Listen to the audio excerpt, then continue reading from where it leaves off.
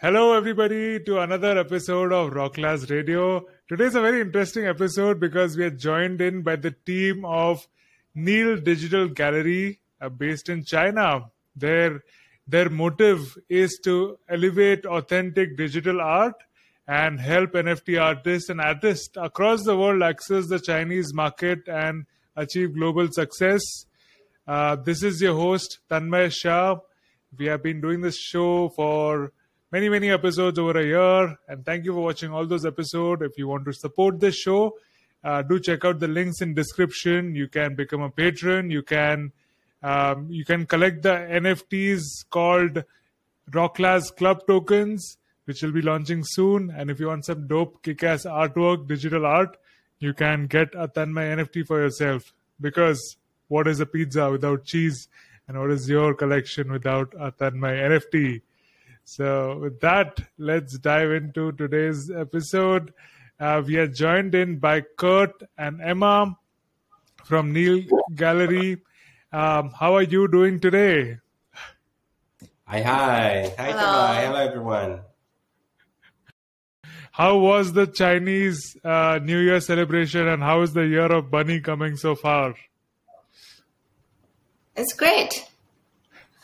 Yeah, after 3 years, we're finally doing things are going back to normal, and this year has been crazy. If you watch on the news, everywhere is packed with people, and so the New Year's is finally back for us.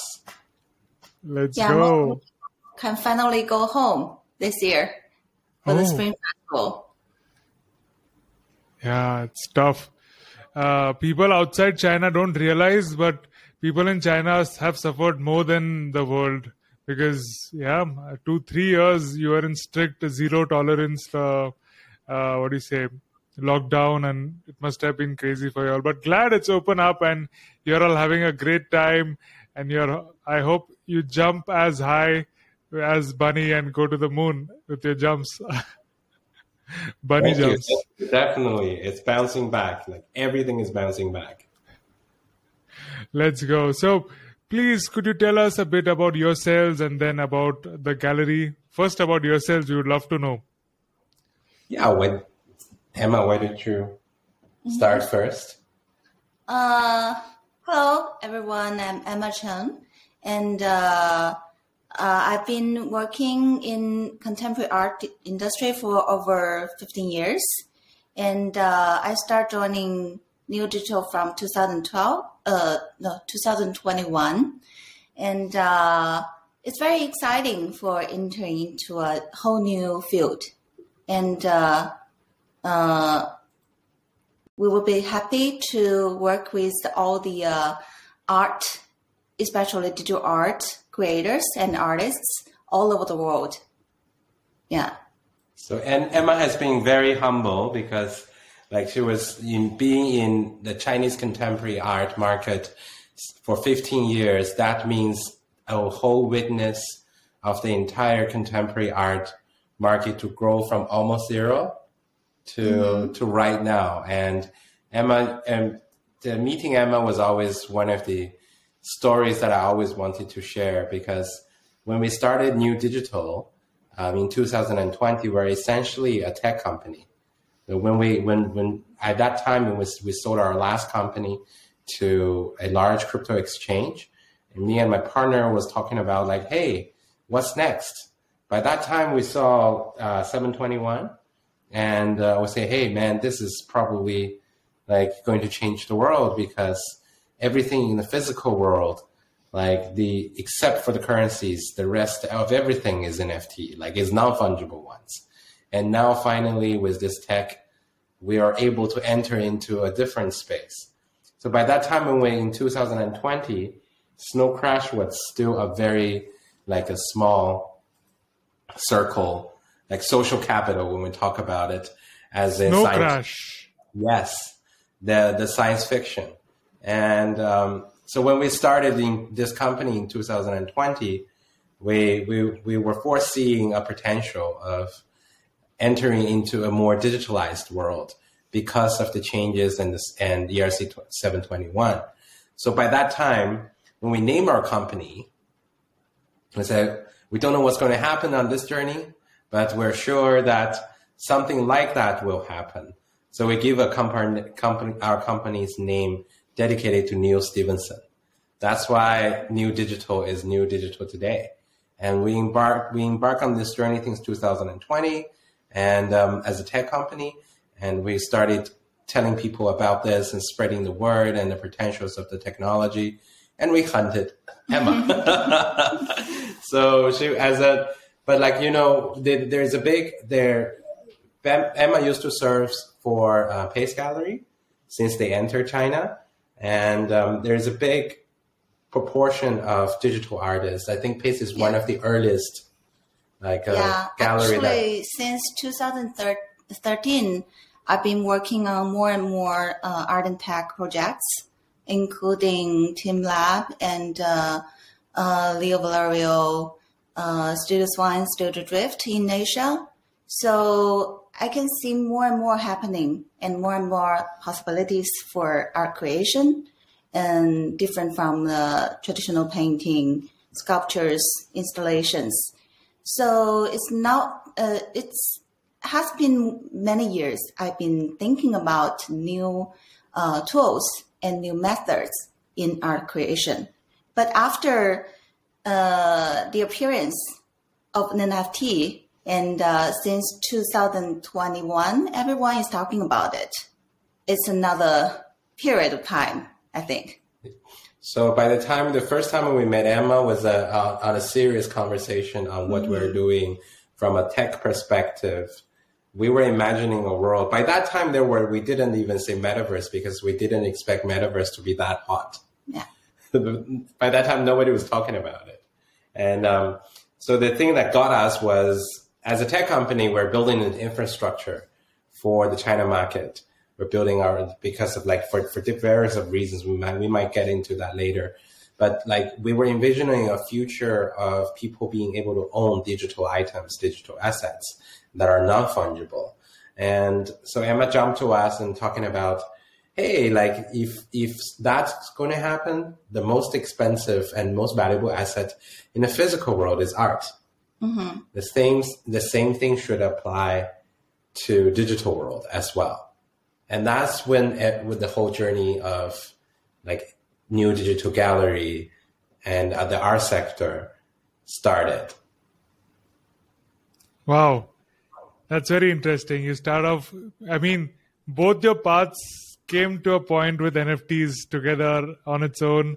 And it's amazing to have such an experienced person who has seen the growth of the whole contemporary art market in China to be working at Neal and giving us artists and everybody around the world from her experience, insights, and picking up arts as a curator. So we'll get into all that. Let's let her hear about Kurt. Tell us a bit more about you, Kurt. Oh yeah, you can probably do another podcast on that. But before Neal Digital, I'm a serial entrepreneur, and we were always in tech and in finance. So basically, along my journey, my personal beliefs are the ultimate game changers is tech, and tech is neutral, and we always seek for new technologies that are going to change the world. So we have witnessed a lot of changes, and during the journey with New Digital team, when me and my partner have seen everything in the projects that we've done through the adaptation of internet, are actually we were honored and lucky enough to be able to leave a lot of marks that are in a part of the history of the development of the internet business, the entire internet business. From before we started the New Digital, as I've mentioned, the last company that we sold is actually a rating agency called Standard and Consensus. We started off in 2017. By that time, when that was ERC20, and when all of a sudden cryptocurrency is everywhere, and it's like a wild, a monster, and it's very chaotic. And with our finance background, and together with and in the understanding of the tech and market, the rating agency was actually plays an important role of being able to publish content, and we created our 28 items of industrial standards to actually give these ICO projects and cryptocurrencies a rating, and on behalf from a professional finance perspective. And it was very successful. So by that time, before the crackdown of cryptocurrencies in China, basically every Chinese crypto holders knows us, and that's where we get into crypto. But before that, my experience is always in finance and also in tech. Tech and finance. Wow. So you might, like Emma has seen the growth of contemporary art, you might have seen the growth of crypto in China. So how and when did you? Absolutely. Not only crypto. Now, we've been through cycles for different rounds of technologies. My partner is actually the founder of one of the largest shared bikes in China, and the blue one called Blue Go Go, and then ultimately sold to Didi, like the largest China version for Grab, and then so not only I think the cycles that we've been through that made us believe actually tech is the ultimate game changer that are creating a dynamic shift and economic value. Wow, very interesting. So you have seen the tides rise for many, many internet tech companies, and you're coming in with all that experience and your expertise into NFTs and into art. So that's amazing to see that. And how does that culminate now into Neal Gallery? Now, tell us how it started and what happens there now. Yeah, maybe I would probably start off the story before Emma, and then Emma will start the story after, after she joined Neal, full time for that. So it's simple because we believe in what had happened and proven to be working. So as we mentioned, we started Neal by that time. By the end of 2020. And at that time, we only started the company. We don't know where to go.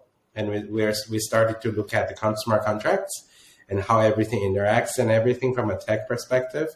And me and my another partner and the founder of New Digital, actually, by the end of 2020, we were buying stuff on OpenSea with Ethereum. We can still remember there were 80% of the things on OpenSea are actually just a free, a dragon and minted, a NFT that owned. Actually, we don't even know who created it, and we don't know what it's about. We can't even identify whether it is a real original work or just a copy, a file that they got on Google, and. So we weren't very taking it seriously when we started it, because we were focusing more on the tech side and the smart contract side, and until we had consensus that before we get into something, we really need to have our hands-on experience. So the first thing that we did is we took 10 Ethereum, and it would give us me and my partner giving ourselves a week, say we have to spend all these. And that's when we really get serious. And you see so many things, I will not lie, when we decided to really spend that money, and it's not easy. It's so difficult. Before, when you were looking at it on OpenSea, you don't take it seriously. But when you carry a purpose of really buying a digital art, that's a completely different story. And then this struck us because it's it's just like the open sea. When you really want to navigate into it, and it's clueless. And so that's when the time when we started to think, hey, this is crazy, because a lot of the people that's actually buying at that time are high net worth people, or at least in China market, most of the crypto holders are highly educated and high net worth. And by that time, the policy is already there. And so we believe that, if ultimately this is going to happen, and it shouldn't happen this way. Like if we find it so difficult to buy a piece of art when we know that we're ready to spend this money, and then we need help. And someone has to tell us what is what should be collected, and what is good. So we by the time that we know, we personally, because we invest in a lot of immersive entertainment before we started Neal as well, especially in art and culture industry. Later on, you might play our introduction to our physical gallery. Then you will know that actually we get into this business. It's not a coincidence. It's actually, we were in art and culture, even though we're actually in art and culture industry for quite some times. Mm-hmm. But we were with an investor's perspective as a massive immersive entertainment, like a race line. But when we're seriously getting into this, we find out when you really have the money and make the decision and trying to buy things, you can't really justify what is what. B is it's very hard to find the pieces that's to your heart. No, and I will not lie, because when we get into that, the purpose of spending the money to buy is not we obviously don't want to be stupid. It's not buying a JPEG. We want to buy something for an investment purposes. We want it to grow. We want to be able to make the money out of that. At least to have some value. At least to have some value and not buying trash. And and then we find it so difficult. And so the first thing by that time, while we're doing our experiment and buying and trading NFTs on OpenSea, and we met this occasion where Beeple had the auction. Mm-hmm. And all of a sudden in 2021, in March, my WeChat friends moments is everything about people that I know that are in art and tech, in finance. These people are talking about that $69 million deal on Christie. And what is that? Is an NFT, and nobody knows about NFT. And all of a sudden, that event has pushed this metaverse and the entire industry into the face of a much larger audience. So me and my partner, by that time, we say, hey, we should do the same thing. So if it's the first NFT auction, the first NFT that's got auctioned is in March. China market is definitely a market that's full of imagination, and we shouldn't miss it. And so by that time, we were very straightforward. Our goal for New Digital Gallery is we are a gallery, and we should do the first NFT special auction. And you understand, in China has a different set of systems. There's Christie, Sotheby's, and Phillips in the West. And for auction houses in China, it's Poly, Guardian, and Yongle. And so those are the top 3 auction houses that's taking the entire market, secondary market, for auctions. We got very lucky. We were able to organize the first NFT exhibitions, and together with Yongle in May, 2 months after the Beeple's auction, mm-hmm. And it was a rock as well. So, but you might not see it because we are not on Twitter and everything, but it was very big, within China as well. And right after that, we were able to persuade Poly Auction, which is the largest auction house in China, to throw its first NFT auction also at the spring major auction. Mm-hmm. And then after that, the Guardian, Poly, Yongle, everybody is doing the entire year of 2021.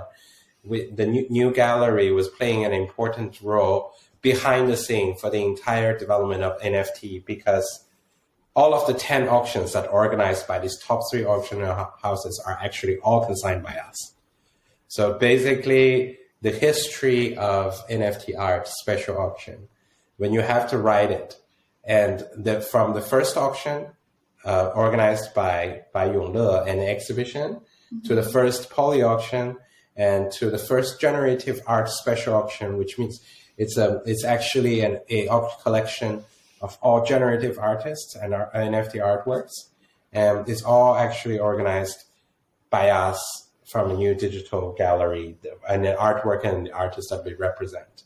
So that's when we break out the market, like when NFT first being introduced to the China market, and we were lucky enough to be the drive behind it, and we have received very good feedbacks in the artists that we consigned and artworks that we consigned.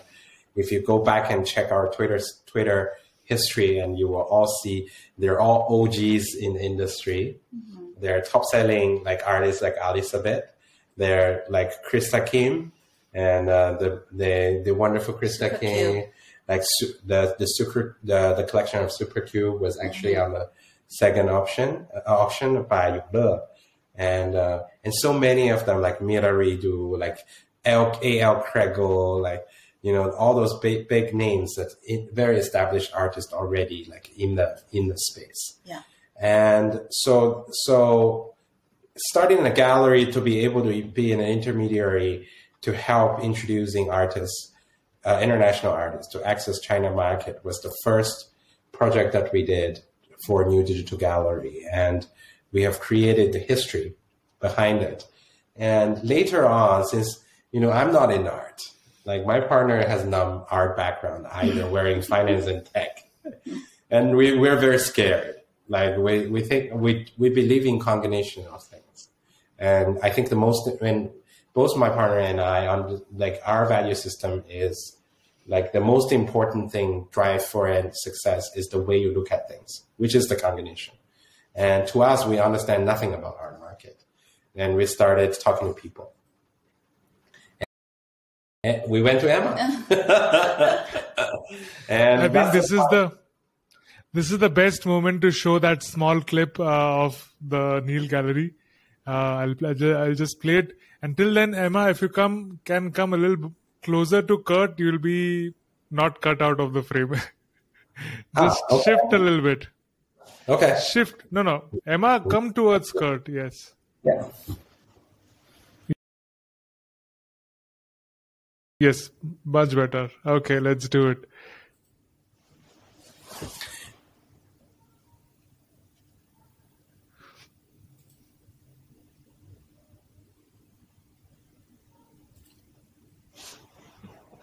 Okay, now. Yes. I'm just pulling out that. So you're going to show our gallery space. Yes. Great. And while you're showing that, I think what we're going to do is, and that's that's the first excuse. We want to get Emma. We went to Emma. My first step. We said, Emma, we want to work together on something. We want to invite you to be a curator for the largest ever NFT show. At that time, it's just an interesting thing for me. Yeah. And very exciting to see a lot of artists that I'm not familiar with. Absolutely. It's very, very different. It's a different world. Yeah. So this is history in making.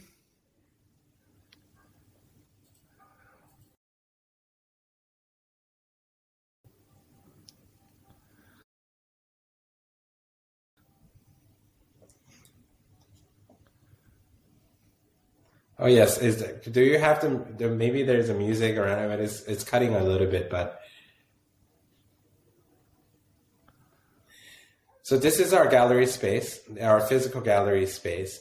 We're actually located 10 minutes away from the center of CBD in Beijing, and we have 280 acres with a 3.0. Like we have here. You can see it. You can find the video on our Twitter as well. And we have 4,000 square meter of first tier facility of a digital gallery space. And this is NFT Art Week and Stratosphere that we work together with a bunch of very talented artists and together with Elizabeth. And by that time, we just have this wild idea. We say, hey, like we want to be able to have the Chinese audience to see what's really going on like with NFT. with NFT. Yeah. Because a lot of people by that time were already talking about NFT and picking up one or two artists, or like showing one or two artwork as if this is NFT, as if this is the most significant artwork. But by that time, we don't believe it. We say it's too early. We should probably let people see first, like, you know, the wild and diversity of the entire space. Because we had the experience starting off, spending 1 week, carrying 10 Ethereum, decided to buy things, but end up not being able to pay for anything. So we should bring the originality and the fact to the audience. That's why we organized it. Like I think it's the first exhibition that Emma did with showcasing of over, like being able to review over 4,000 pieces. Oh, it's a nightmare. It's a nightmare. Like, you know, just being able to just go through 4,000 hundreds is already five times. Yeah. There is that you have to see it, screen it, shape it, and then you group it, and then finding the right curations for that. And you have seen it in the video. We actually had, it's legendary because we actually had around 600 displays in our galleries altogether. But it's a very important memory. It is. Like, if you've seen it, like, you know, each display, we had almost, just by installing like all the displays, the screens was a nightmare at our gallery. Yeah. And when you have to if you have to hang it on the wall, you need 4 nails, and then just count it. Like, you know, we have over 2,400 holes right now on the wall of our gallery, and obviously, of course, we fixed it. Yeah. But by that time, you know, just installing this entire thing is already a nightmare, and nobody has done it. Mm-hmm. And yes, going down, you will see like the space. Yes, yes. Yeah. And this is actually only a small corner of the show. And then imagine you enter into a space of 3,000 square meters, and then there's over 600 displays that monitors like for you. They're all hanging up like nicely, like in the different spaces, and that's a feast of digital creativity. So by that time it was 2021, right? Yeah.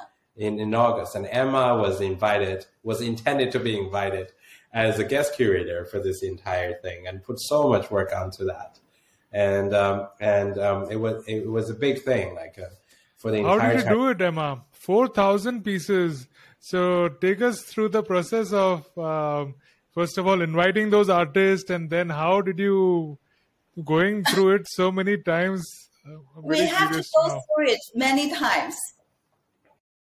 Can you imagine that, you know, the amount of work when we have this idea? Obviously, like Alisa, we have great partners for this entire like open call, and Elizabeth, and by that time it was Verdes. All these OGs were like putting all of the energies into this, and the passion and everything. Yeah. So we didn't expect that. We had so many interests. And people are submitting a lot of works, like not only one. And I think we have over 1,000 like artists that actually applied for it, and people have submitted. And then, but like they're not only giving one artwork, and they're showing like a compile of things. Yeah. And then average 4 to 5 works. Four to 5 works per artist. Yeah. And so we have to go through it. Yeah. But it's very precious experience for us to see a lot of new trends and a lot of new phenomena in the digital art world. And it's always very exciting to work with new artists. And it's a whole new world for me at that time. It's a nightmare for me from a tech perspective. By that time, it's like simply having our exhibition manager downloading those files and sorting them out is already like, you know, we were doing it very manually. And you can imagine like... we have Alan. Yeah, we have Alan. So that was the start.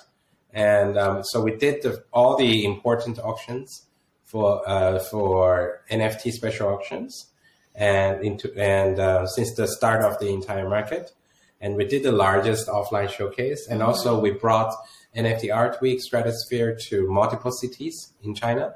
We have it in Beijing, we have it in Shenzhen, which is the center of the tech industry in China, the southern China's Silicon Valley. Yeah. And we brought it to Hangzhou, which is where Alibaba was, and this is all the e-commerce and all the internet business actually there.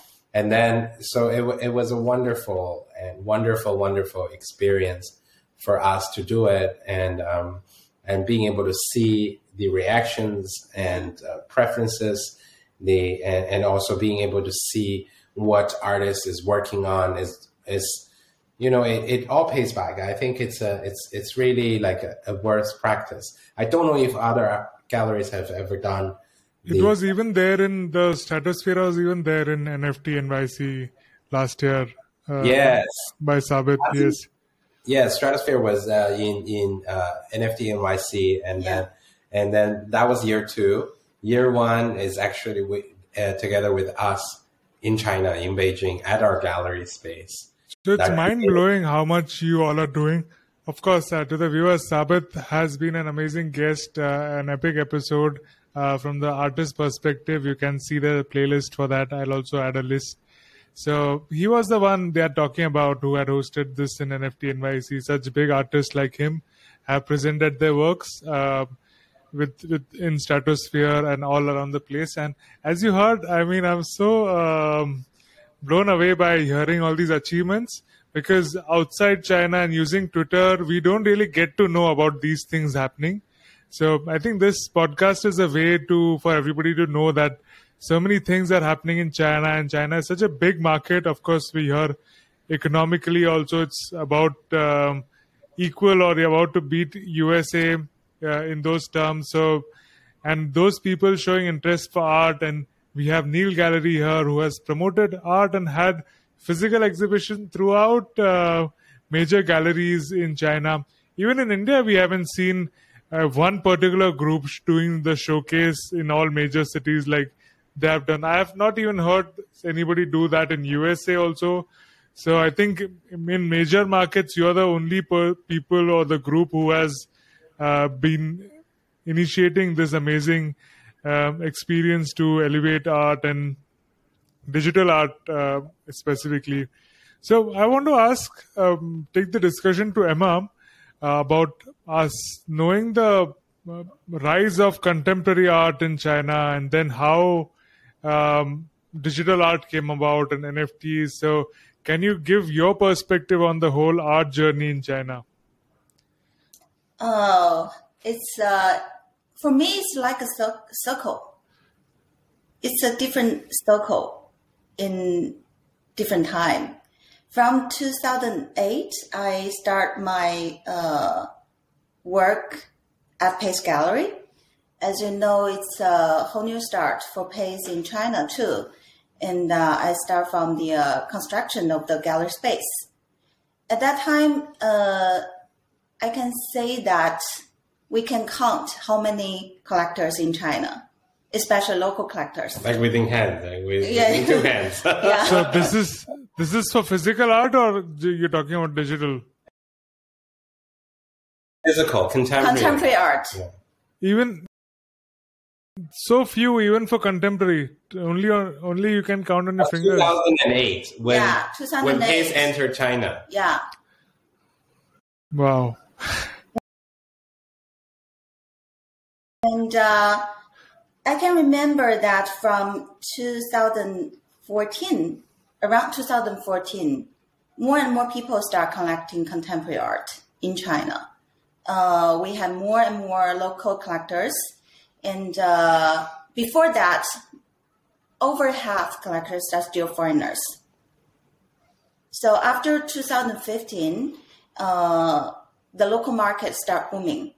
You can see from the response from Westbound Art Fair, Art 021, that start booming. More and more young people start to collecting contemporary art. That's like 6 years after Pace entered China. Yeah, almost. Yeah. And when we worked a lot on art and tech projects, digital art is more and more popular. Especially we did the first exhibition for TM Lab in Beijing, and people start to love it and learn more about it. But it's still different from NFT work. And I remember from 2021, after the Christie auction of people work, and more and more people start talking about it. But no one can explain clearly about what is NFT art. So when Kurt come to me and say, let's go do a NFT art exhibition, exiting the more works, more exhibition works as we can, without explaining what is NFT art, just show people as more as possible. So I think it's right to not giving it a definition at that time, because it's just a very, very early stage and it's just a starting of the market. So we just draw up all of our standard on the contemporary art to embrace the new things and to respect all the artists, showing all the artists' works as we with most possibilities we can. Without the physical spaces, we also built over 50 online spaces. Yeah, VR spaces to show all the works, because we have limitation on the monitors in the physical spaces. We see it's a trend now since the beginning of this year, many galleries around the world having monitors and showing art. But I think you're the pioneers and people who have been doing this for the first time, I believe. So that's wonderful. And that's a brilliant strategy to not talk about what is NFT. Just see, experience the art, and then we'll talk about the technical things later. This is one of the things that we also discuss on our Twitter spaces, how to onboard more people or people who are not really into NFTs. So yeah, do not start with explaining what is NFT and blockchain. Just talk about art. I think it's digital collectible is what we need to talk about, because when you get into NFTs, all this PFP projects and how the market sentiment moves according to it also comes into place. But art is something that always stays consistent and constant. It doesn't fluctuate that much. So that's really wonderful. What I just pulled a photo of Westbound and a couple of more exhibitions that we were talking about. I'll just share with the audience. I think here we probably, I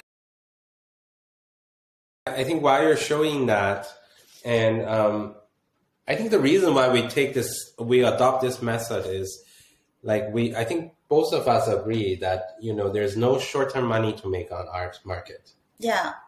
Art market is about time. Yeah, it's about time, and you really need to think long-term. Yes. And I think, based on the success story of the contemporary art history being created from the wonderful gallery of Pace, I think so when we started the art department, we're not in a hurry. So for us, we always think long term. So when you pull out Westbound, maybe a little bit background information for the major expos in China. Yeah. And also new space. Yes. Why we start a new space. So when we started new space, and we took it to Westbound, which is the most important art fair in China market, and it usually happens in the fall season. November. Yeah. So in China, if you want to see like like for art expos that are focusing on all the art sales on primary market, and there are two major art fairs you need to go to, just like the Art Basel Hong Kong, Art Basel Miami. Like in China is in Westbound in Shanghai. Yeah, it's in autumn. It's in autumn in November, like the fall season, and Beijing Contemporary in the spring. Yeah, in spring. So all the art collectors like go to spring. In the spring, they go to Beijing for Beijing Contemporary, and they go to Shanghai for Westbound, like in the fall season. And because of like the lockdown, I think the COVID issue, the whole world knows. Yeah, 2022 is the very special year. It's very special in China. But we were still able to go to both of them and to the forefront of the entire art market in China. And I think we were the only one that's focusing on a pure digital gallery. Like we're the only one that stands for this period of history that are fully representing the entire digital section.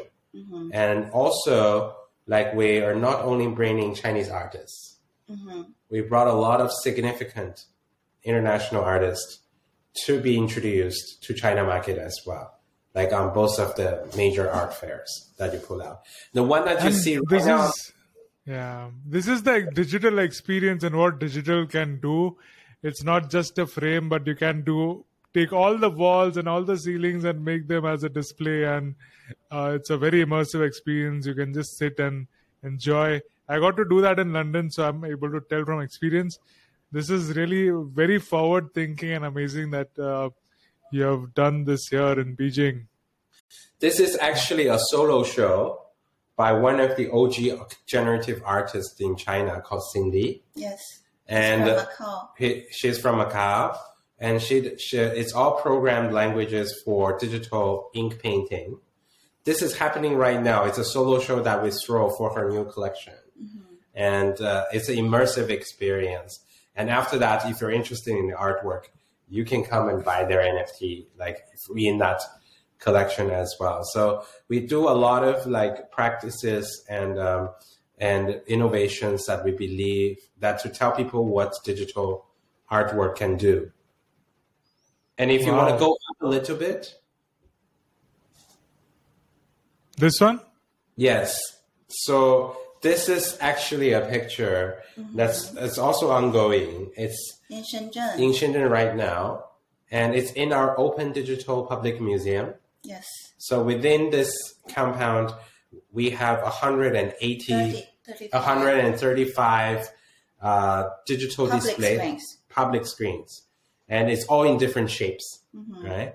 Very massive as well. Like you can see, like this is how it is. Wow. Like we do a public art program that we exhibit one important artist per month, and every day there's 1 hour dedicated for the public for this artist. And this is going on. It's actually the legendary Krista Kim as a kickoff show at our open digital museum in Shenzhen. If you happen to be in Shenzhen, come and visit, and you'll be able to see it.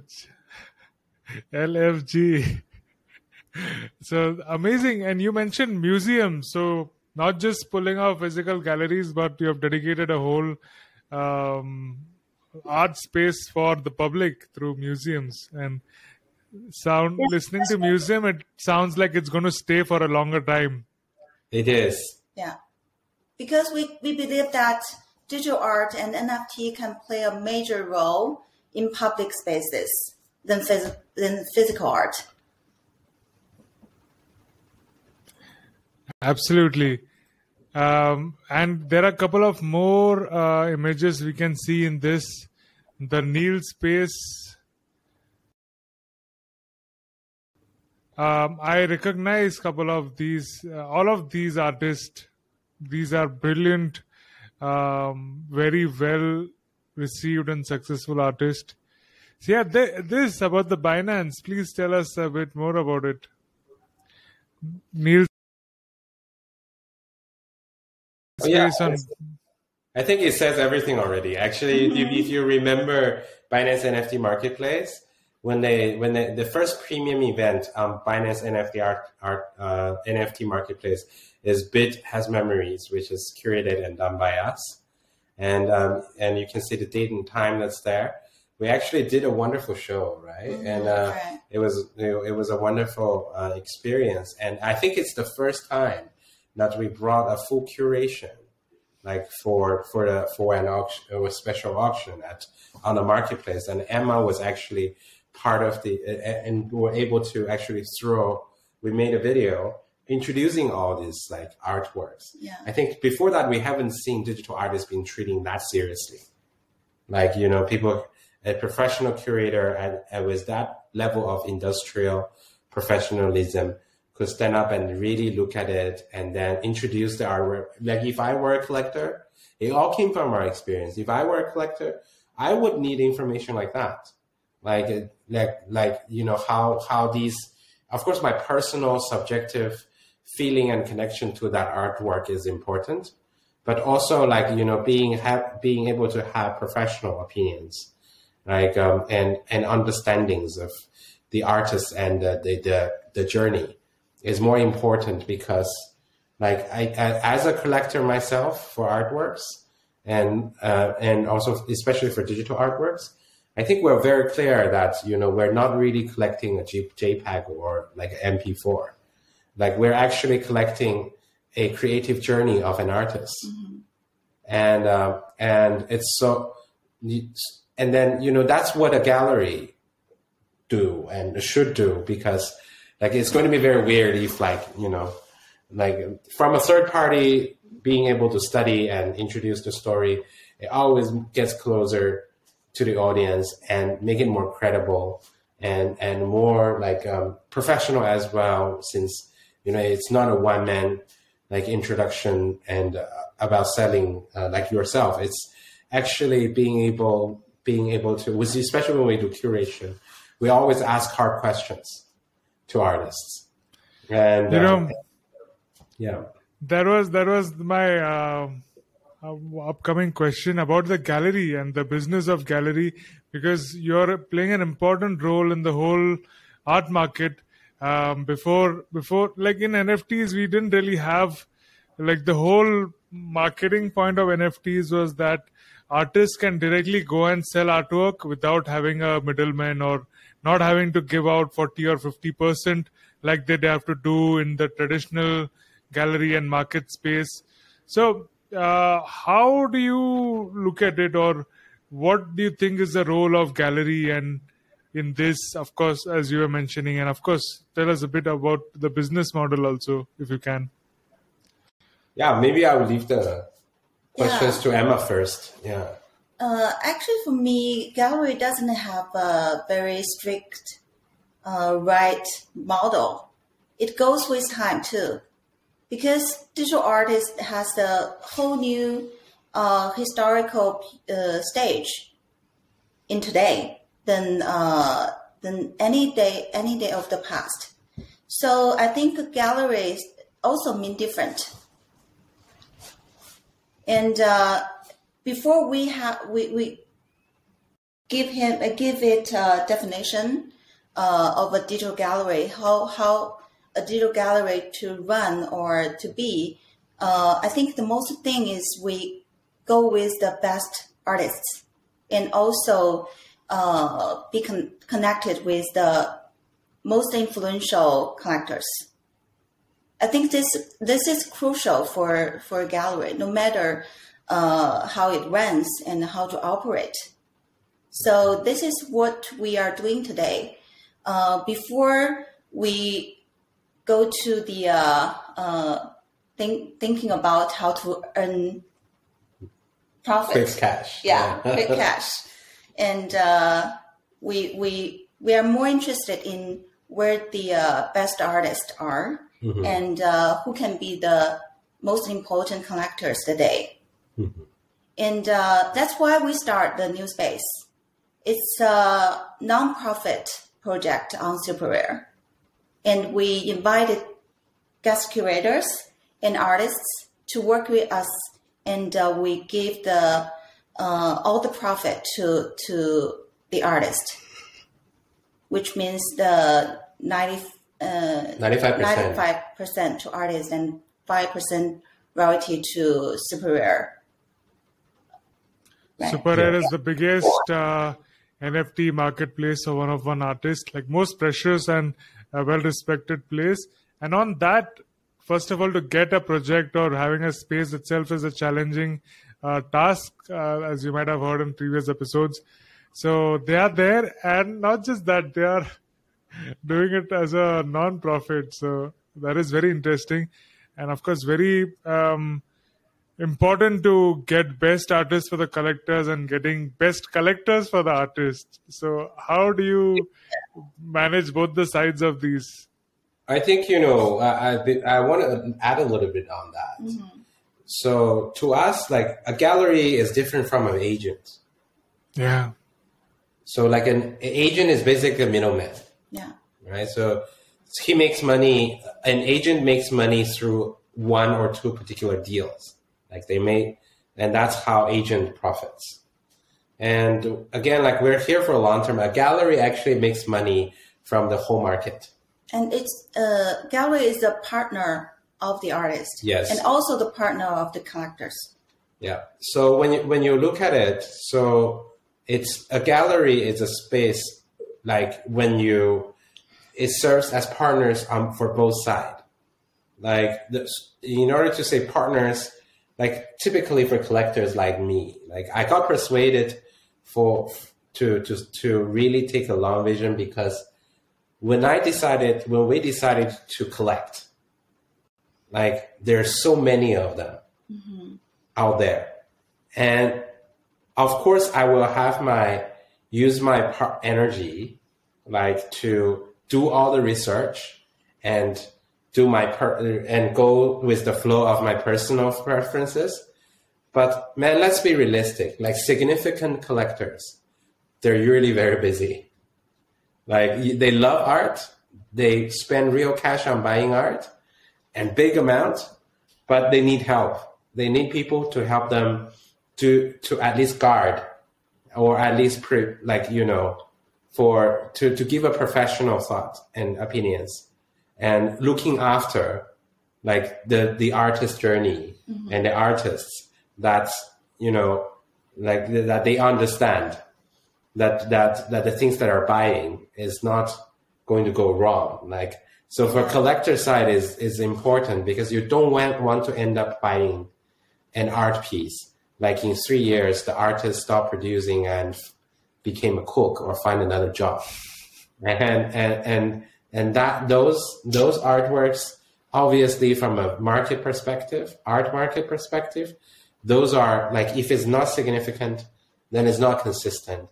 And then, there are many things like in art market in China, I guess everywhere in the world, the biggest concern is never about the price. It's like for the serious collectors that we work with, it's never about how much money for each artwork. Like it's always their biggest fear is they bought something wrong. Like so there's never concerns about pricing. There's concerns about, who is this artist? Why it is important in the history? How by making this purchase can prove who I am, or like why I am connected to that. And then, so a gallery, again, like we're not a middleman, like we're not a platform. A gallery is just a partner, like a partner of being able to help collectors identify artists, doing research and looking after the artists that they partner with. So there's bigger chance of not buying a wrong piece. And for artists, it's the same thing. Like, as you have seen, essentially, I think for now, new digital gallery, it's still like, even though we have a lot of prominent like collectors already and professional collectors, and but we're an artist first gallery.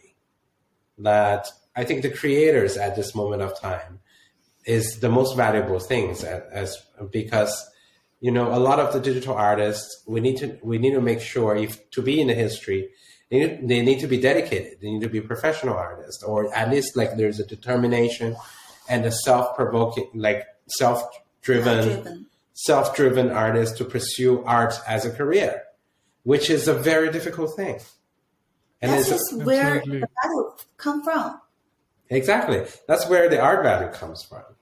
And I still remember the first time when Emma came to us, and the thing that really stuck me, like from an insider's perspective, is that it's so easy to make one good piece. And it's so easy to sell one piece that's at a very high price. More strictly saying it's not difficult to make a good piece because everyone has some inspiration. Yeah. That leads to my next question. That's what I was going to ask Emma. How do you qualify a good artist, or how do you find the value in the art and the artist? First of all, I think an artist should have their intention and the self-driven to express. Self-expression. Yeah. They have to, there is something they have to express. That has to be logic, right? Yeah.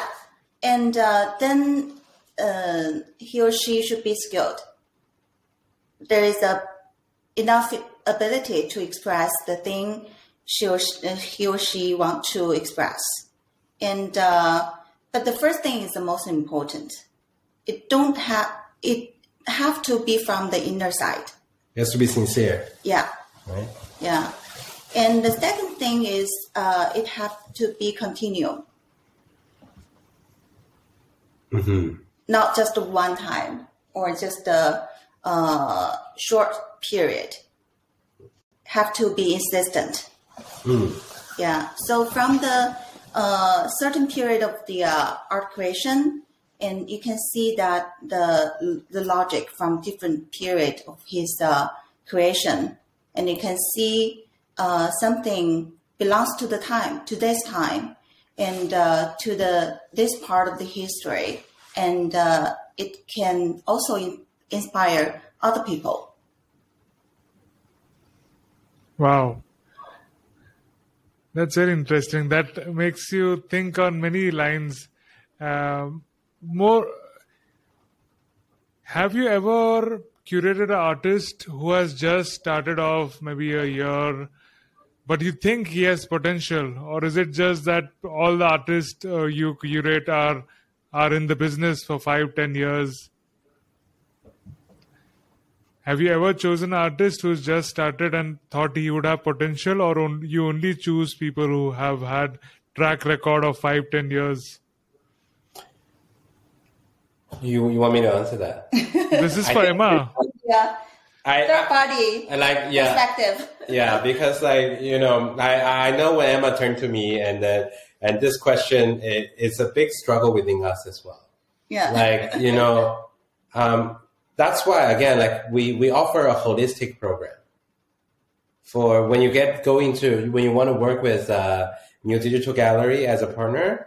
We actually offer a very holistic program for artists that are at different journeys of their life, at different stages, case by case. And so we have our programs that are purely focusing on showcasing. So, but for those, there's no curations, there's no harsh requirements for I go to you and I question, we work together, we talk and we discuss, and we need to understand you because, those are intentions and sincerity and consistency of creations. Those are values that after serious thoughts. A lot of artists, when it's just started, they just had an inspiration, so they made it. And it's a beautiful piece. It doesn't mean they're not a good artist. And also it doesn't mean that they are a good artist. So when for newcomers into the space as an artist, We have programs that built for them to just increase their publicity and for showcasing it to an audience and encourage them and getting recognized. But like if it goes to like the placement period, say our serious collectors are putting, let's say, like multiple grants of US dollars, like at a very high price. Those are artists that needs to be able to bear all the questions. And at least they need to be, I think when you mentioned, there must be something about self-expression that is logical and persuasive and powerful. And it has to be technically on the skill side worth it, or at least on top, or like, they have to be somehow recognized, and their artwork has to be like consistent within a collection, or the multiple standards that we put into that for those like artworks and artists that we represent from a business perspective. So answering your question, we worked with over 1,000 artists since we started it. And we helped with how many percent are within China and how many from outside China? I think amongst those 1,000. Yeah, I think 50-50. So to us, like really, like, we don't believe Web3 world is a segmented world. There has to be like, really like we're talking with you literally right now. So we don't want to set up like, China, non-China, like these standards at this stage. I think, for me, it's the same thing. Like it all came from our personal issues when we started off in the industry. Like we were to spend money, ready to pay, happy to collect, but like, we don't know what to do and we need help on that. And we don't have a criterion by that time that we only buy Chinese artists. I like that thought process and thinking, because many a time, most of the world, even we are neighbors, even then we don't get to interact with the public there directly, or even we don't have common social media. So we don't really know what is happening here in each other's countries. But initiatives like you are also very historically important culture-wise, because art is an expression of culture, and it makes we remember history by the art that has happened in those times. So you are bridging gaps internationally and taking an initiative like that. So a huge round of applause and kudos to you. Tanmay, I want to share with you something that might be a surprise to you.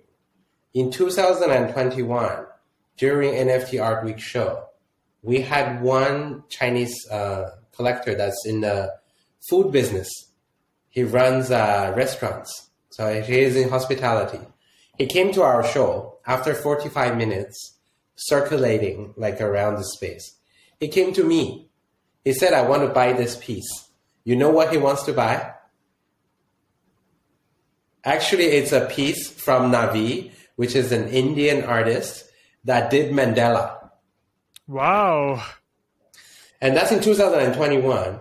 Restaurant business, Chinese, non-English speaking. Know nothing, haven't been to India. Know nothing about it. And he came to us and then he said, I want to buy this piece. You can actually go on Twitter and look for Navi. I don't know if Navi could hear this, but like this struck us because like, it's the same thing. When we, for a generation like that, when we decided to buy something, we decided to, I think, buying a Chinese or non-Chinese like influence is no longer that important. Sometimes it's an emotional connection. It's a connection. It's something about you and the artwork. So it's very interesting when you mention that. Like, if I came to him and I say, hey, Mr. Zhang, let me introduce you. This is an artwork created by Navi and an Indian artist. He might not buy. It's not directly from the artwork. It's just a personal connection. It's like it shouldn't be. It's not like we shouldn't limit this space. Art has no language, no barriers. It is Absolutely. the personal connect what the experiencer makes with the creation. Yeah. So and also after he bought it, you can ask Navi. I think within that week she got it all sold out, like her mandala, because she was so excited. And then she was, and it all happened. It was a wonderful experience to just prove like why our vision is like, if you go on our Twitter, I think we give ourselves a vision of our role is to elevating authentic digital art. And our method is to help them access China market and achieve global success. To us, it's like China and global and China. Like for Web3, there's absolutely certain barriers and cultural preferences. Mm-hmm. But like, this is very different. Like this from previous ages. And a lot of things would change. I think being able to connect people to the wide range of diversity is creating a chance for them to find themselves. And in particular at this stage, our programs are widely open and we embrace diversity. You are adding to the cultural flavor of blockchain and decentralization with your initiatives, isn't it? We always talk about blockchain giving access to everybody, no governmental control or anything entering it. But everybody only associates with it as money or finance or even NFTs now. But after this podcast or after this conversation, you're bringing in the cultural aspect also to it. So art without boundaries. There's nobody controlling what is good or what is bad. You get to make your personal connect with the art and decide for yourself, no matter where it's coming from. So one short question, and then I want to know from the collector's point of view. So the short question is, these are such wonderful things. I wish I had known about you and what you've been doing earlier. So where can people access the news or the media of art scene in China or any other thing that is happening in China? Get a WeChat, get onto Weibo, which is Chinese version of Twitter, Chinese version of WhatsApp, and get onto TikTok, China version, and those are all major social medias. Right. Weibo, WeChat, and TikTok. All right. So we in India will have to. We don't use VPNs for anywhere around the world, but we might have to find a way to get to those apps. Maybe use Damos later. We try to get on Damos. Okay. All right. So talking about collectors, money is not the matter, as you mentioned, but finding genuine, authentic collectors also would be a task, isn't it? Because they are so busy with their own business and work they're doing, getting them interested in art, like showing them, okay, these are new things that you might like to get. How do you manage the whole collector side of the job of a gallery? I think exhibition is the best way to get the collectors connected. Yeah, because everyone needs some way to see the artwork in the proper way. I totally agree. I think, selling artwork is not selling JPEGs. It's not like you go onto Getty Image and buy like a copyright. It's selling artwork needs an environment. And it needs a space, the whole ambience and experience of that. And collecting artwork sometimes also means collecting a experience. I totally agree. Yeah. So if you have seen it, so to us, like getting collectors connected to us, you have the resources. Obviously, we do, and that's where we're very strong at. Mm-hmm. And number two is like how to really help digital artists to create an experience to connect, and we're still working on that. Mm-hmm. I don't believe there's a formula yet from anyone, but we don't know what is right, but we absolutely know what's wrong. It's like, it's so when they for a lot of the artwork, for a massive or bigger audiences, like being able to have them seeing and creating an experience it's absolutely the number one thing you need to do. That's why we actually create like a series of programs based on our facilities to connect and getting the right people to see it. But we do have some like professional collectors. As they enter into the space, they're self-driven and then they are dedicated, just like us. When it's like we allocate this much to buy things. You tell me what to buy. But when you achieve that stage, the experience is important, the professionalism is important, and also the placement strategy is also very important. Like who gets what, like, is also very important. And also a regular schedule of the exhibition. Is very People important. know that you are going to have this in what time and in a fixed phase. Yeah, like a serious business. Yes. Not like a pop-up event or things like that. Regularly having exhibitions and showing them fresh art and curation as per their taste. So another part of the question is, do you have all kind of works together and have all kind of collectors together, or do you declare a theme and have a list of collectors who have particular preference and taste that you invite on that particular days or that segments? Of course, that's as a gallery that looking after transactions. Like there is a very segmented and detailed record of who likes what and when and what. That's how we make money, man. But of course, we're understanding their preferences and knowing their needs and being able to match the right people and being able to place the right thing in front of the right audience is the part of the job of our gallery. And that's like, you know, the main core of the business. But on the other side, like, you know, since Emma has mentioned, it's more like a very early stage of the entire thing. So a lot of collectors haven't developed their like very focused genre yet. And so right now, like, you know, having that professional skill and but still staying very open to events and all that, and is the attitude that we're taking right now, because, you know, people changes. Like me, I started off by buying. I don't know even the artist. It's still doing that. I haven't seen him doing anything like yet in the past a year or like 16 months. And also, especially a lot of the digital art lover to grow into collectors. Yeah, serious absolutely. collectors. We think it's going to be expected. Absolutely.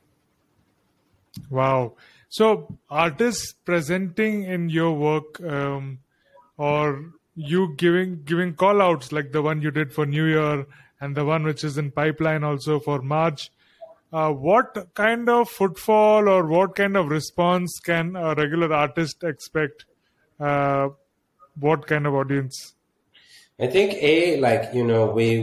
China started to open up, and Beijing is absolutely one of the major cities.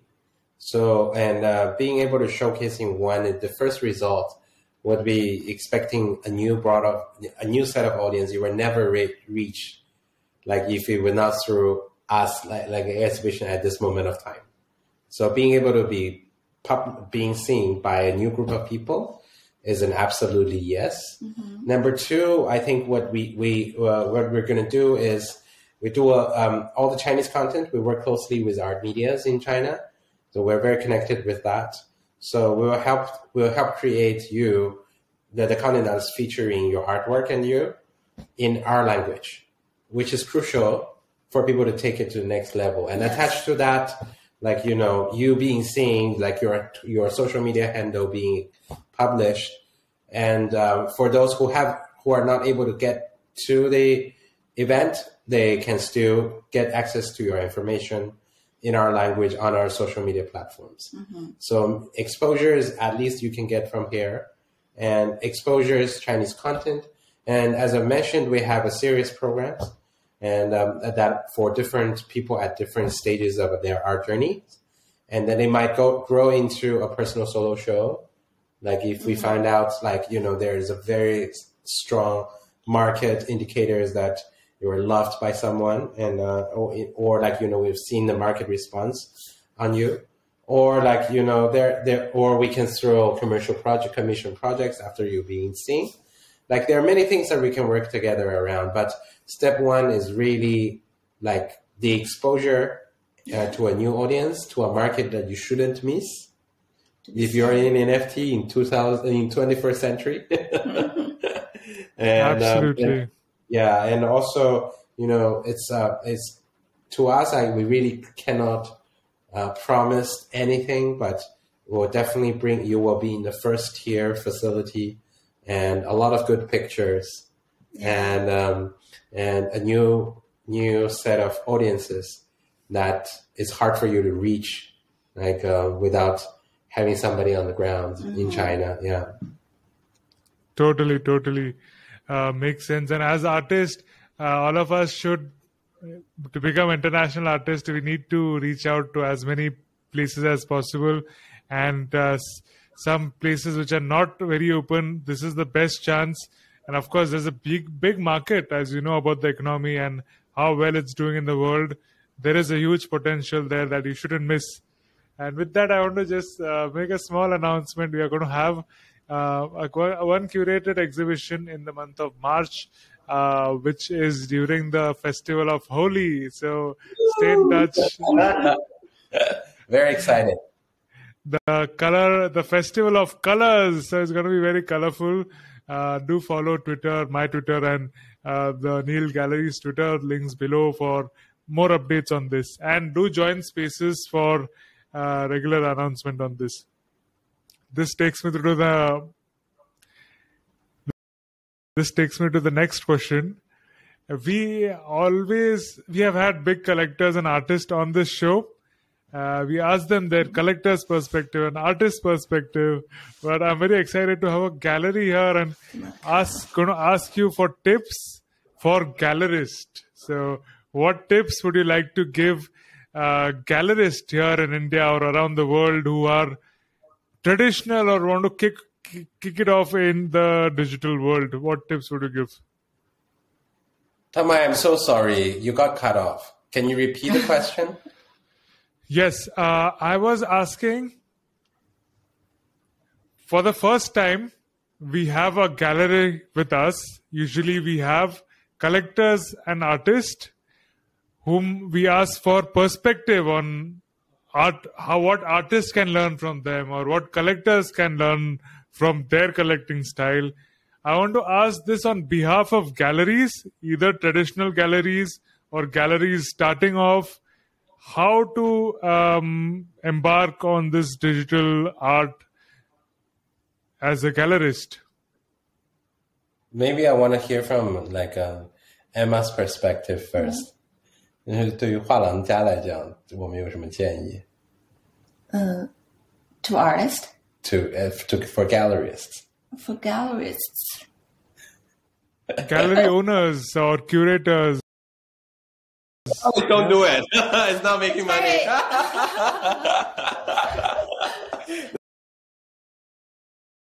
So that was a joke.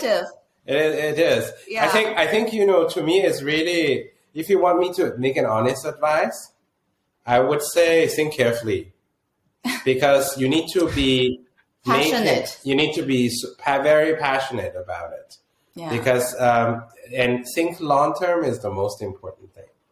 Because short term doesn't make sense. It doesn't make sense for you to make short term decisions to become a gallery. Wow, absolutely. I mean, it is nuts. Like a business where you have to wait so long, and which is art is already very subjective and risky. You really need passion for this. So kudos to you once again. But if somebody wants to have more specific, particular answers in the gallery business, I'll drop the links. You can connect with them and reach out and ask for advice, or maybe collaborate with them and they can share more tips with you, or do a collab gallery with you wherever in the world. Awesome. So, absolutely. Let's go. We are moving towards a rapid fire round. Before that, I want to ask you about DOID. This is the first thing which I saw when I was entering for the New Year's exhibition. What is DOID and how is it different? Because blockchain already gives you an identity. How is DOID adding to that? Okay. I think the interesting DOID, DOID, it has to start from a problem as a gallery that we're facing every day. And as a gallery, the biggest worries for us right now is to promote artworks that are not original. And since we run like internationally, and we do two things that we need it right now is we need to understand who really created the work. In a contemporary art world, like people leave art signature, and in a traditional Chinese art, or Eastern art in particular, they do a seal or a stamp. Provenance is always very important issue for art world, and for contemporary art, we know most of the artists in person, and we always work with the mostly local artists, and we can work with them face to face. There is no issue about the authenticity, and you know that most of the important international gallery, they have a very serious system for provenance. Yeah, they have the collectors. They all know the collectors very well, and also very detailed record of their provenance. So that's also part of the value of the galleries. So, but from the NFT Art Week, we found that suddenly we work with all the artists from the different corner of the world that we never worked with before. And the amount is one side, and different culture, different countries, and the people we never know before also become our partners. So that's another issue we are facing at that time. So when you talk about blockchain already gives us identities. So that's what I was talking about. When we always talk about provenance, NFTs was a solution that this maintains provenance. Now this is something new which comes up. That's a very good start of this. So there's one thing that happened to us is Tanmay, it's so easy to make an NFT within that address, right? And but what represents you right now is 0x ABCDEFG, right? So if I want to be Tanmay, and then all I have to do is to get your image and mint it with my address, because Tanmay is Tanmay. Tanmay is not 0x ABCDE. And right now, to verify these two Tanmay pieces, what is the solution right now? Looking at OpenSea or past records of what that ID has produced, past works that Absolutely. So if you become so valuable, say the transaction that we do for the artists that are multiple grants US dollars or even $500,000 RMB or so, if that's value, it's so easy to do the same thing and copy everything, do the same thing. And then it's still, all I know is 0x ABCDE and the same accounts, but minted, the same work. So it doesn't really solve the problem fundamentally.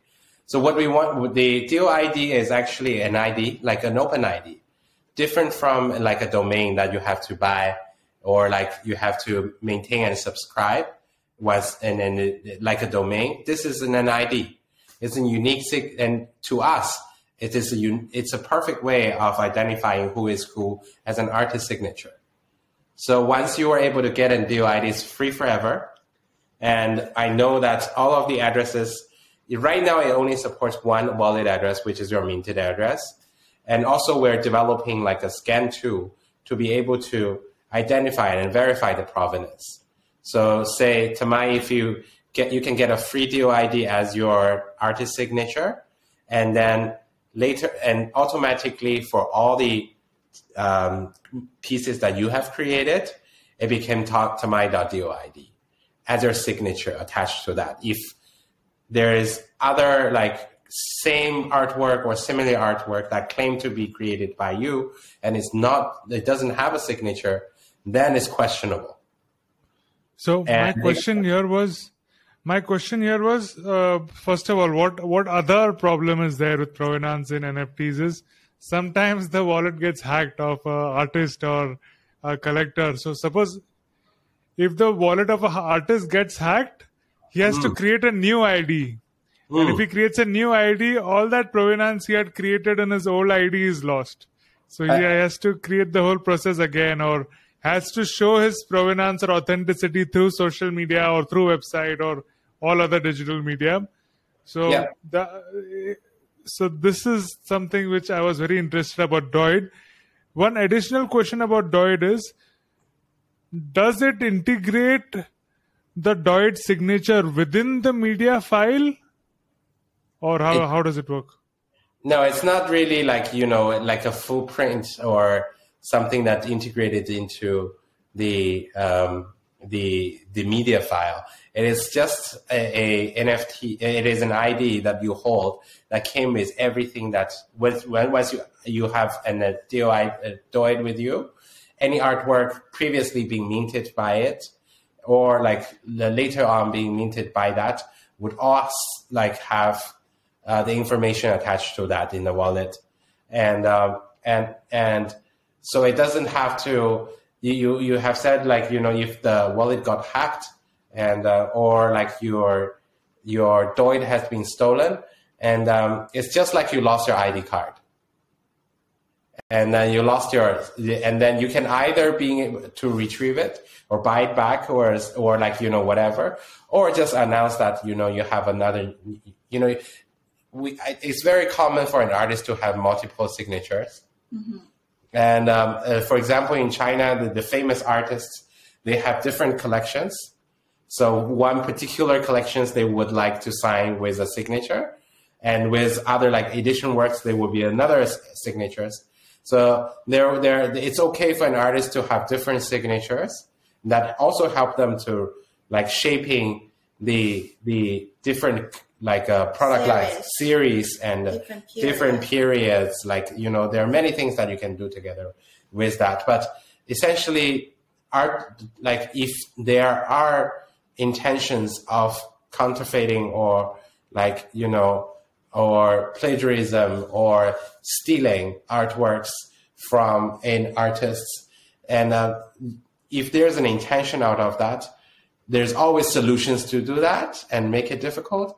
And with DOID, it's not a solution that stopped everything from happening, but making faking and thieving difficult enough for you to do that. In order to do that, you have to have higher cost into that.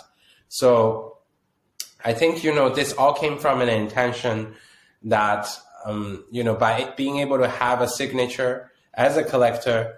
I have bought fake pieces before, and I won't mention the name because the artist is very well known, and it's very tricky, and it really frustrates you.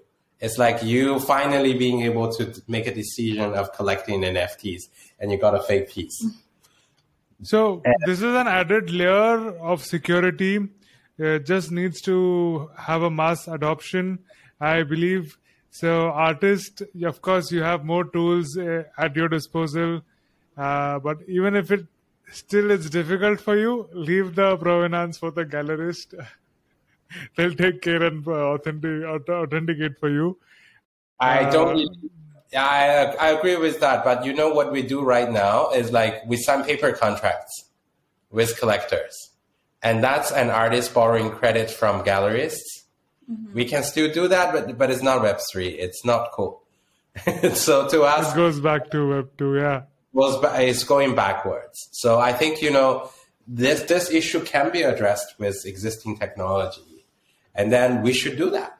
So that's why... forward. Yeah, definitely. That's why that's another arm of like, that's on my tech side. Like the art side, we're making sure that, you know, we're able to have like best artworks in this space and artists to be seen, being recognized and being collected. But also on the other side, like we're creating tools for the community that are helping this community to grow. So a little bit, since we have already built a beta version of an art scan, where later on, if you have something for art like an ether scan, which has record of everything. That's so cool. Yes, we already have launched it.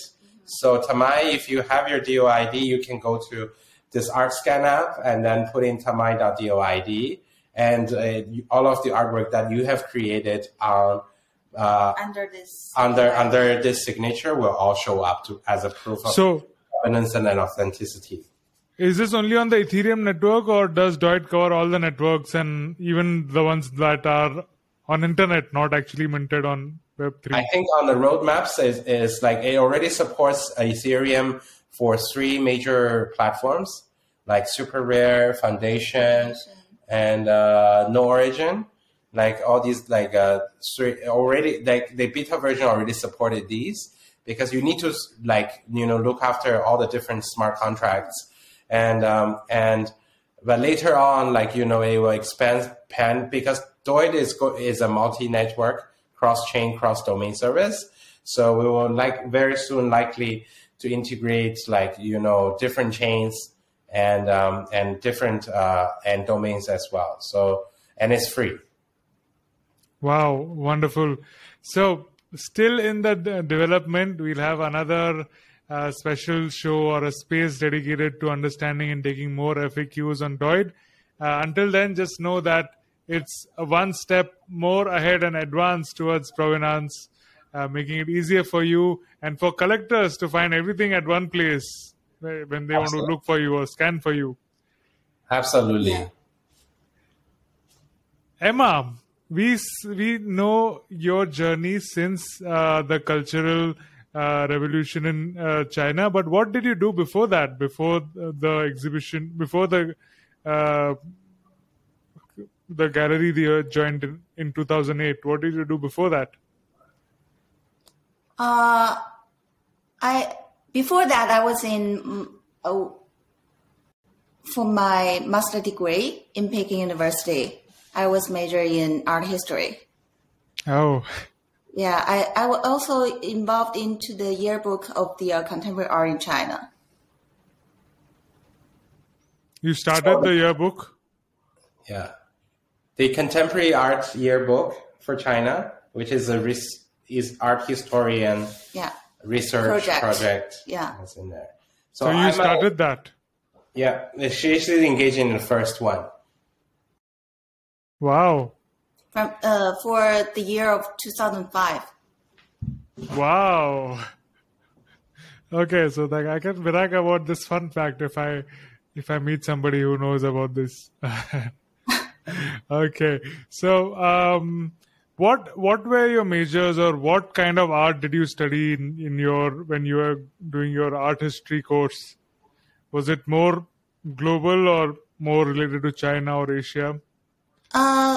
Both, actually, from ancient and also contemporary, modern. We all will learn about it and study about it, and it's more theoretical. First episode of Rocklaz Radio had art historian. Her name is Golora, and she's based in Turkey now, but she's from Iran. She used to work in museums. She had art history background, and we had amazing conversation on history and of Iran and Italy and European art. So it would be amazing to have you on one another episode to know about art history in China, if whenever you're ready. So we can show images and how it evolved, and what are the different periods have different kind of artworks. That'll be a very interesting episode. Sure. Okay. Awesome. I'm already excited for it. Okay, now time for some rapid fire questions. This is a question that I really like to hear different people's perspective on. What is art for you? What does art stand for you? What is art for you? What is art for me? Wow. It's a very big question.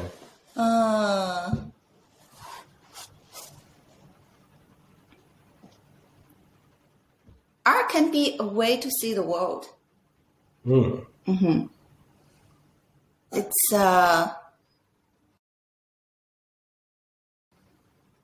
not so big, but it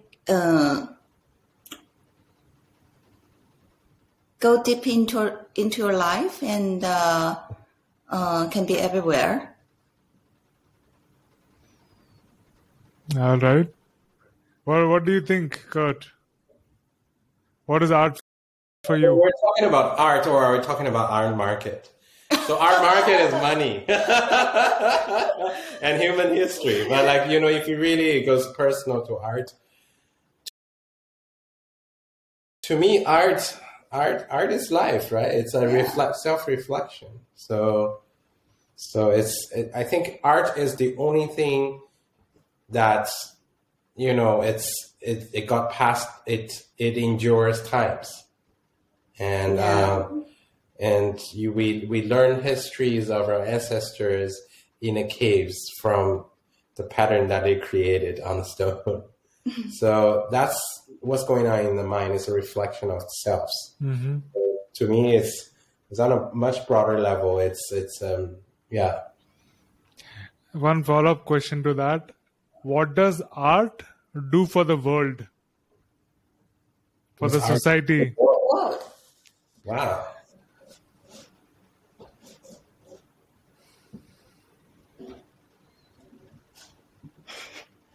Well, these are all big questions, Huge questions. What does art do for the world? Well, if I ask you in a different way, many times many people think that art is just for recreation. People do it for hobby. But what it does for the world, sometimes people think it's like meditation or a very personal thing. But Actually, definitely has a place for the world and society. So what do you think the art does for the other people or the society or the world? Actually, I think if you don't know what to do, art helps.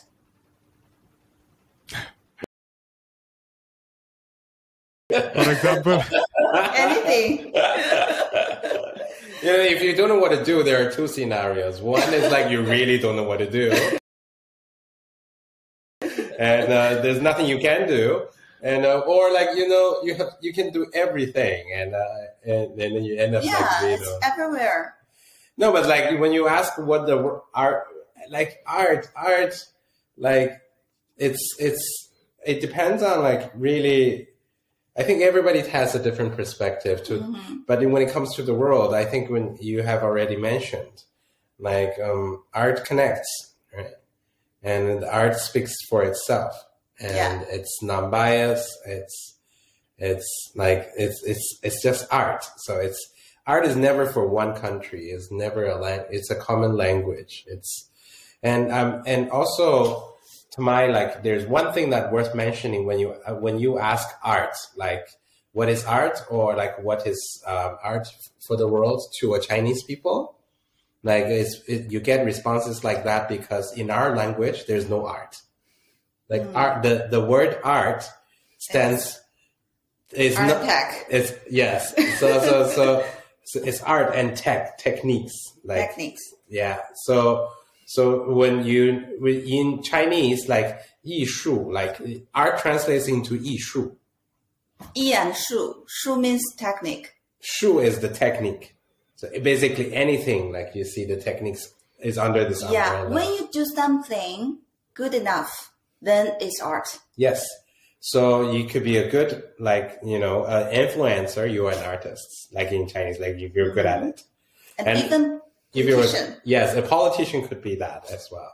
So when it's, it gives you a different, like when it comes to the art that you understand as art is a different art that the Chinese people understand as art.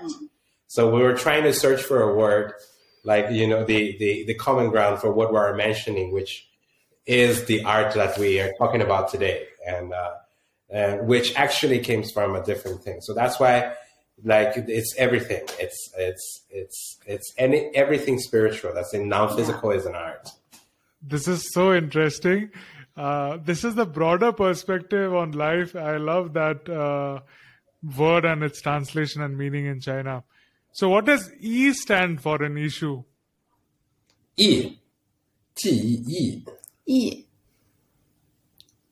E is more art. Like, okay. Yeah, E like is the art. But okay. like the art translates into 艺术, which is a much broader. Yeah, including techniques. Yeah. Techniques. So what do you call for? How good you are at it. Yep. Skills and techniques, how good you are at it, how much time you have spent in mastering it, that all would come under issue. All right. So what is the word for painting in China? 画。绘画。绘画。绘画。绘画。绘画。绘画。Okay. So, and what is it for music? 音乐。音乐。And what is it for metaverse? 元宇宙。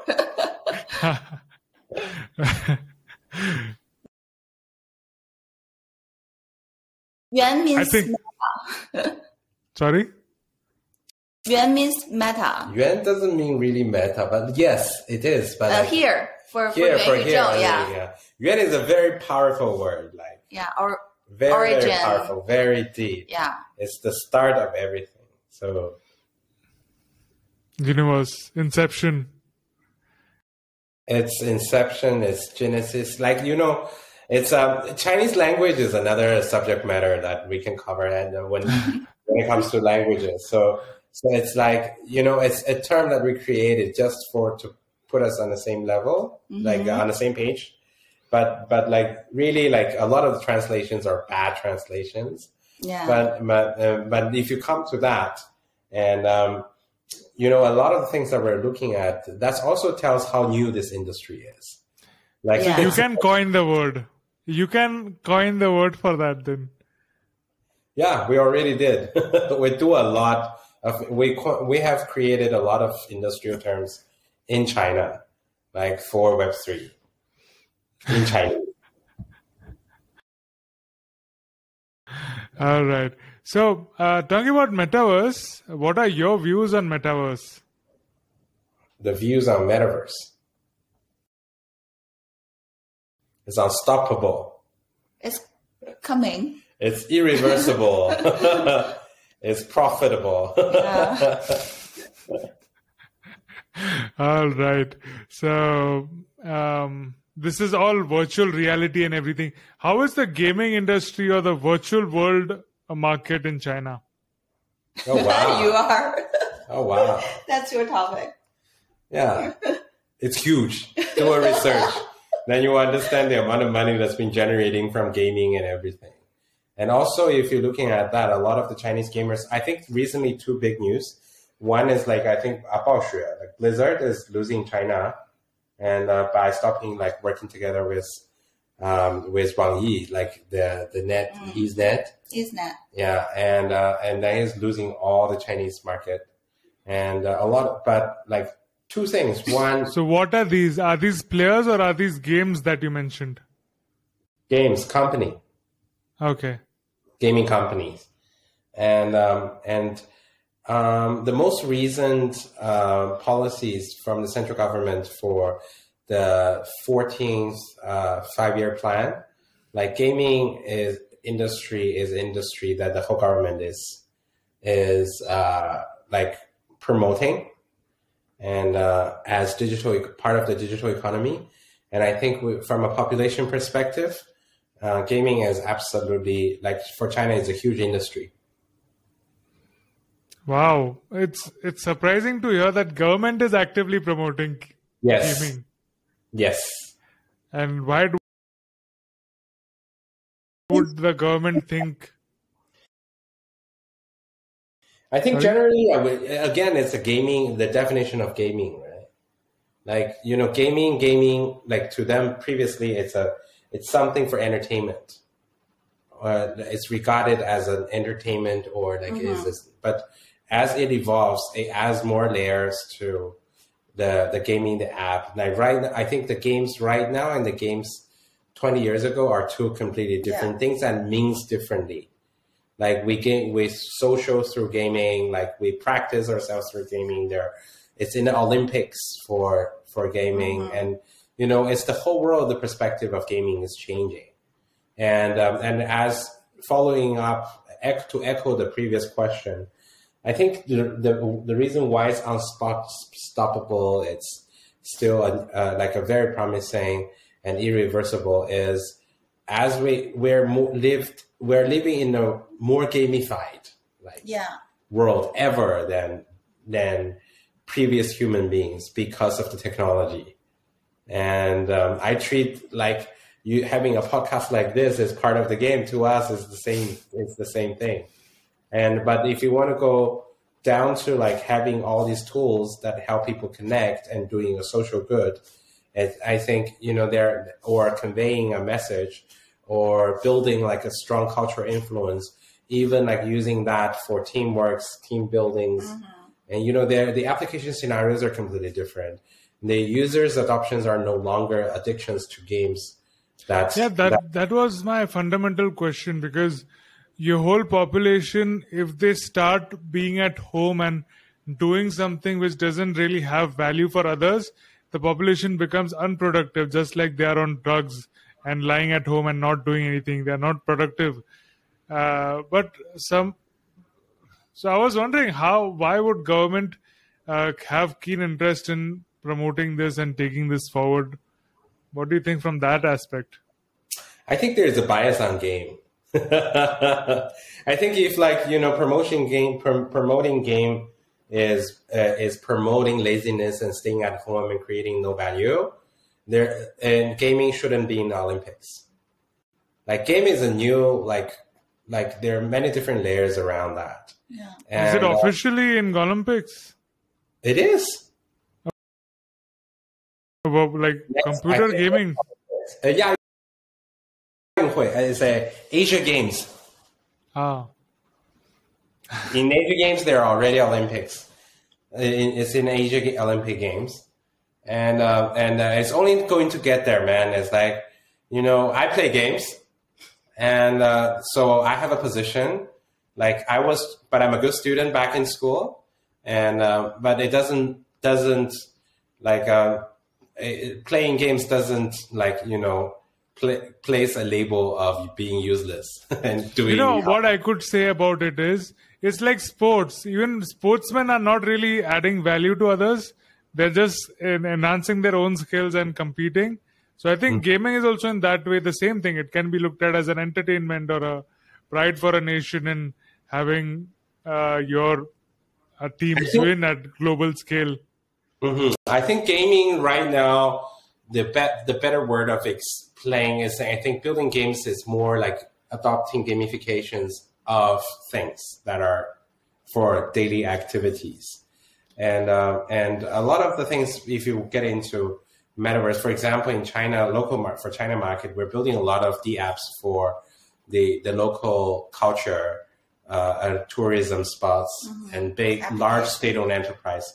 just for applications in order for people to create like, journeys that they can find out more about this scenario, find more about this place, and then let them remember and interactive, spread the word. So there are many things that you can adopt using the tools and the way of thinking of gamification. Whole new experience which is being added on real world. So I think it just enhances the experience.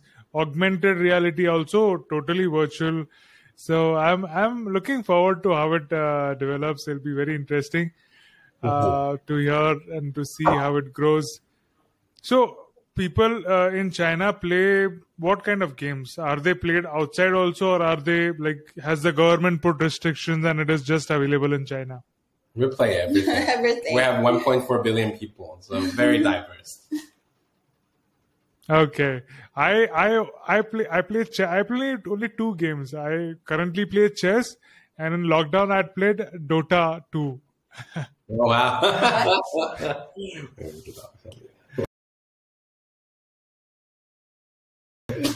So yeah, we have a lot of mobile games that are popular. I think cardings are popular as well. And PUBG is very popular. My brother used to play. Younger brother, I think that is from China. Lord of Legends.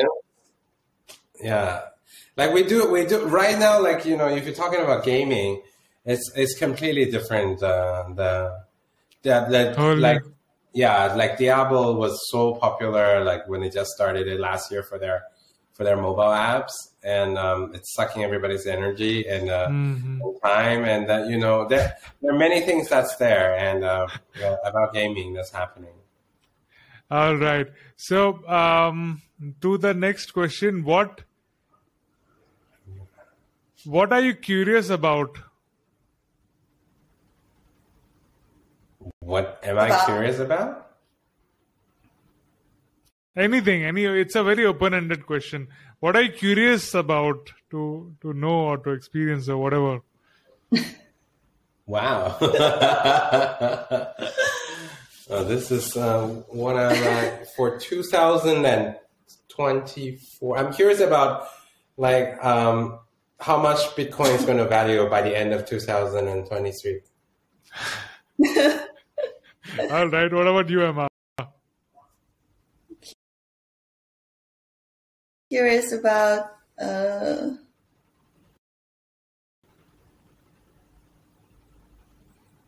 actually everything in the future. Yeah. Not just a certain thing. So about art or how people will live or global warming, any particular subject in that world? Curious, where is the next holiday location? Okay, fair enough. For the past 3 years. Bring us to India. Do something there. Yeah.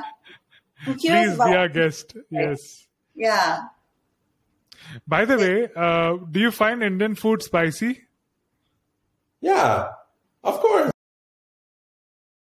Do Chinese people also have equally spicy food, or is it bland in China? Absolutely, but in a different way. Yeah. It's spicy, but in a different way. Yeah. I'm a spicy lover. Like I'm a love spicy, but I think for Indian cuisines there are more like spice adding to that. So it's not only spicy, it's aromatic. It's like a lot of things combined, and but it's spicy. Yeah. All right. I'm so excited to be knowing this coming from China, because what we see is news and interpretations of what is happening. So this is really a fun episode. Okay, next question is something new I'm going to be asking our guests this episode onwards. Do you think creativity can be taught or learned, or is just about doing it? Okay. Creativity is learned, taught, or just about doing it? Wow. Can you teach creativity to somebody, or can you learn it? Can you learn creativity?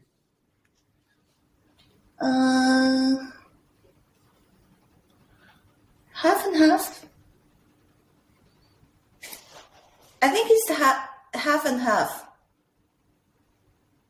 Because the environment is very important. An open environment. All right. The ability to be creative I think, is partly taught. I think this is another barrier when you enter into languages. So creativity translates into Chinese is 创造力. Right. And so creative is 有创造力的人. Create is 创造. Yeah. And 力 is the ability. Yeah, the ability to create is like, so these are two parts of that. So if you want to if I rephrase the question, for somebody to be able to create something new which has not previously been existed, or combine few ideas that have existed and create something new, so there is a innate skill for that. So is it something very natural that people are born with, or can people actually learn that? Yeah, I think it's very natural. It's a very innate ability that's in everyone. And to unleash that power, there are definitely paths that you can learn. But but everybody, I believe, like, there is creativity in everybody. It's an innate ability for human beings to create. That is how we evolve. So, like from, other species to now, and how we accompany the environment is in our gene as human beings. And but like to unlock that, and there are definitely paths, tools, and environments. I think it's a trigger as well. And it definitely being able to learn that path, like it's learnable, it's doable, and but everybody essentially, in my belief, like has creativity inside. And I think it's also divided into different period, because if we say create one thing is from 0 to 10, and some people is good at to create something from 0 to 1, and some other people perhaps good at iterating and to upgrade the thing from 1 to 10. So it's also upon different abilities. That's a very interesting take. I never thought of it in that way. Creativity at different levels. Somebody doing iterations and somebody creating something just out of the new. Thank you, Emma. All right, to the next question. Name 3 people, living or dead, that you would have liked to have lunch with. Oh, wow. Now, right? At this moment of time. Yeah, even if they're dead, if you wanted to go out and meet somebody and have a lunch with them, doesn't matter if the person is alive right now, or from the history, if it is dead from the history.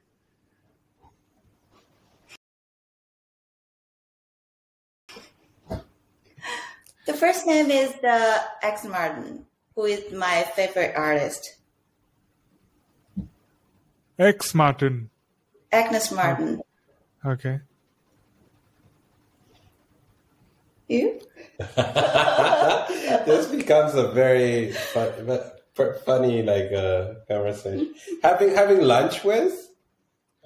Basically, it means who's the person that you want to spend some time with. Lunch is just a reason, but you want to have lunch with you at this exact moment of time, because it was so much fun, like getting to know you and being able to have this podcast together. It's a very interesting, natural, sincere journey. And if you ask me to maybe have lunch with someone, again, I'm happy. Like for now, I really want to meet Satoshi. I want to know what's going on in the mind, and that's absolutely someone. And, ask him the question now: is the Bitcoin going to be in 10 years? Yeah, so it evolves, and if there is another person that you want to have lunch with, I think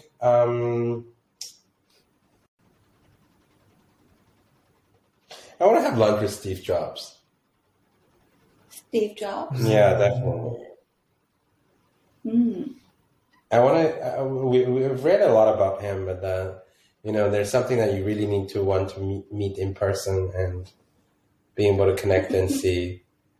So the second part of this question is, what question would you ask to them? So as Kurt...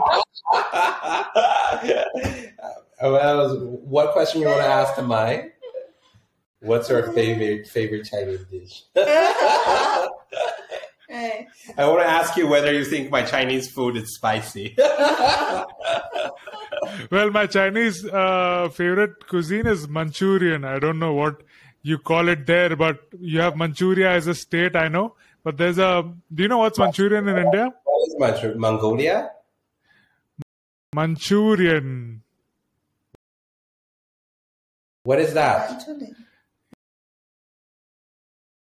It's a dish that comes under Chinese food in India.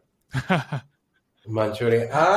Okay, yeah, you have a lot of misunderstanding for Chinese food in India. I was in India. There is a Chinese stir fry, Chinese noodles.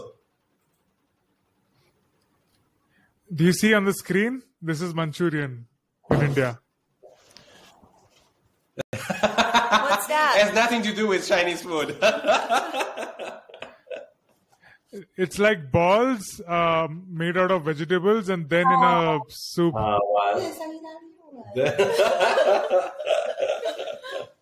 It's an Indian adaptation. Yeah. I wonder what our authentic Chinese food like. Yeah. You should definitely come. We're very diverse too. Yeah. And these are pretty spicy too, depending on where you... All right. All right. So what question would you ask Steve Jobs? Oh, me? Because you wanted to have lunch with him, right? What question would you ask? Yeah. If I want to ask him if there's a chance for him to choose whether to start Apple or not, will he do that or not? But why don't you think the obvious answer is obvious? Why do you think it's obvious? But he already started that, no? So he would of course say yes. So can you just repeat your question? I think I didn't understand. I think this is the reason why I asked this question is I want to understand entrepreneurships, like for between East and West. If you ask Jack Ma whether you have a chance to go back and start it again, like a company like that, the bigger chances maybe he will say no. Or probably right now, like if I have a chance, but new digital is not that big enough yet.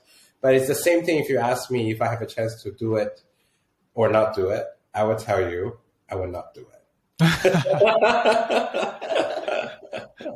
All right. So what question for Satoshi? Oh, Satoshi. I have so many questions. One question for now. I want to know if he personally wrote the white paper. All right. I don't know if you have read it. It's wonderful. It's a pure state of art. Yeah. I want to read the white paper of Ethereum also. That's on my bucket list. Oh, that's very long. Yeah, yeah, definitely. That's something that you should. So Emma, you have to mention 2 more names and tell us what questions would you ask to all these 3 people. 2 more names. It stuck me.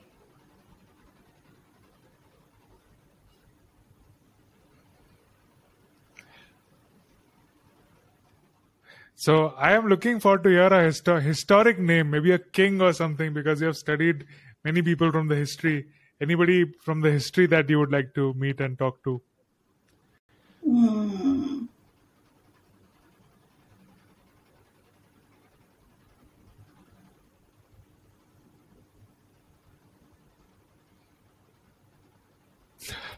It's out of my mind. This is a heavy question at 1 a.m. Yeah. Oh, I understand. Okay, no problem. What's on your bucket list next? The bucket list next. Go back to India. 一定要做，对，他们一定要在做的事情。Yeah, go to India. Yeah, we all want to go to India. Yeah. Okay, please come be our guest. What is your favorite food?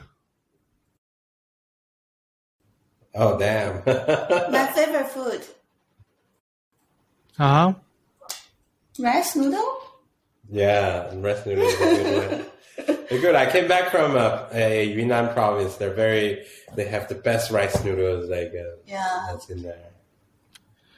What movie would you suggest to international audience to watch? What is your favorite movie?